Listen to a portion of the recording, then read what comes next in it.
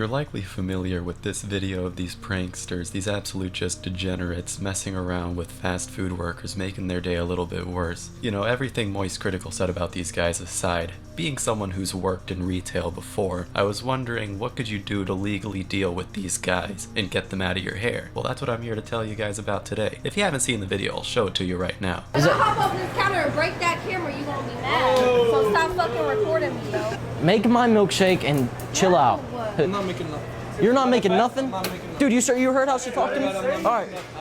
Inside, I'm not making nothing. You want to stand here, stand here. We're not serving you. Fuck out of here. I'll go back there myself and make a damn milkshake, motherfucker. Over here. I swear to God, shit out of you. Dude, get the hell out of here. Get the fuck out of here, I said. Dude, make me, Mr. Sir. This kid who peaked in high school makes me absolutely ashamed to be 19 years old, which is how old this kid is, even though he looks barely pubescent. Yeah. Not a good situation to be in if you're just a manager trying to get through your job and then a couple of brain-rotted TikTok or brainlet Wojaks decide to just come in and starting shit with your workers. And disclaimer before I give this advice, I'm not a lawyer and I don't claim to be, and I am not well versed in the law, so anyone who wants to correct me on this theory in the comments, your advice will go solely ignored because really this is a joke and you shouldn't be so pissed off anyways. It's society that's the problem, not me. Anyways, this plan requires you to live in one of these states. I think you already know where I'm going with this, right? This advice only applies to people living in these states and in the US, so if you don't live in the US, move to the US, and if you don't live in one of those states, move to one of those states. So here's where the plan comes in. You don't actually want to be like this manager and call their bluff and say, I'm gonna beat the fuck out of you if you jump over the table. You want to say, you know, you jump over the table, what are you trying to do there? Put yourself in the spot of defense. Take another look at the video. I'll go back there myself and make a damn milkshake, motherfucker. Over here. I swear to God, shit out of you. Dude, get the hell out of here. Get the fuck out of here, I said. Dude. Notice how he was the one who brought up violence first. You don't want to do that for this plan to work out.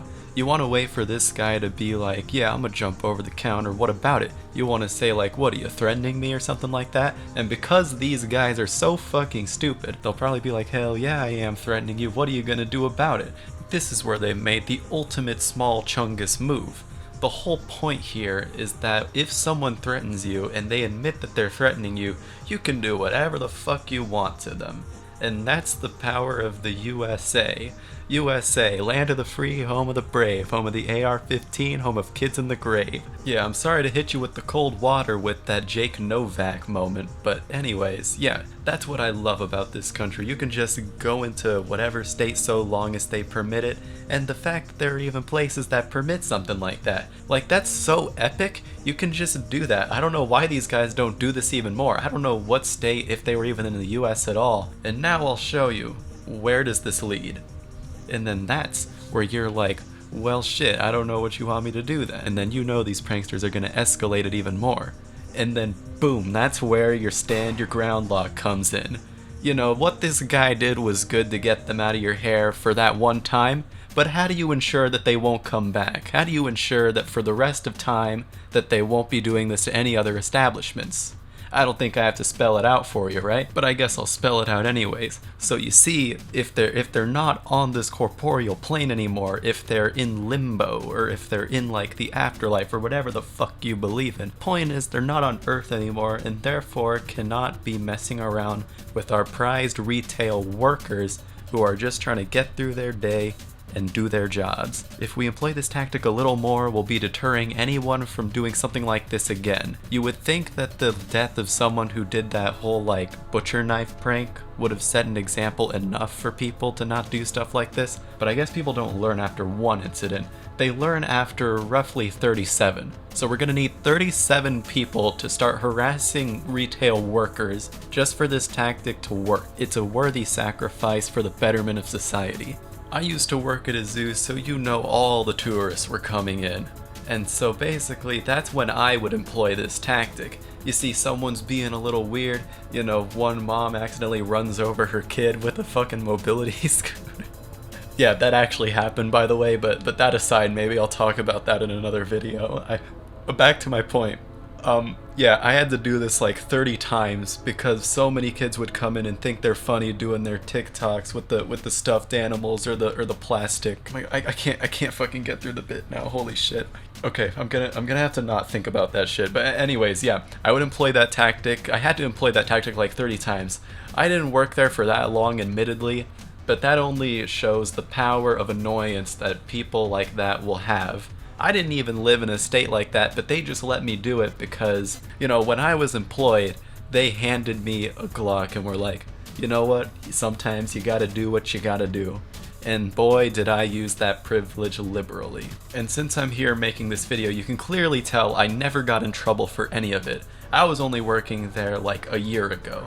So any charges I would have gotten would have me in prison for way longer than a year. So yeah, scot-free, nothing even happened.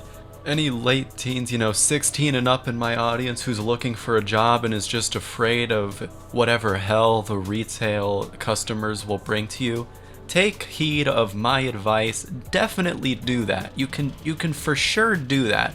I'm definitely not joking. You should do that. It's totally cool. I definitely did that before. You should do it. It's pretty epic. It's pretty cool to when you do that and then all their friends are like, why would you do that? It was just a prank, bro. And then you're just like, well, that was just a prank too. Isn't it pretty funny? And 9 times out of 10, the friends would just start laughing with me. The 1 time out of 10, they called the police, and it took a bit of explaining, but eventually the police caught on and were like, he did the trick. And then that's how you know you'll get away with using the trick. The cops even know it as the trick. You just tell them, yo, I did the trick. And then they'll be like, oh, okay, go on about your day. Anyways, long-winded anecdotes about me using the trick to my advantage aside, yeah, this is totally advice that I would definitely give to people who are just getting started and are trying to work retail but are afraid of TikTok pranksters ruining their day. Do not let TikTok pranksters ruin your days even more in the retail business. I am signing off. I've been John Woodcat, and that is my epic advice. I'll see you in the next one.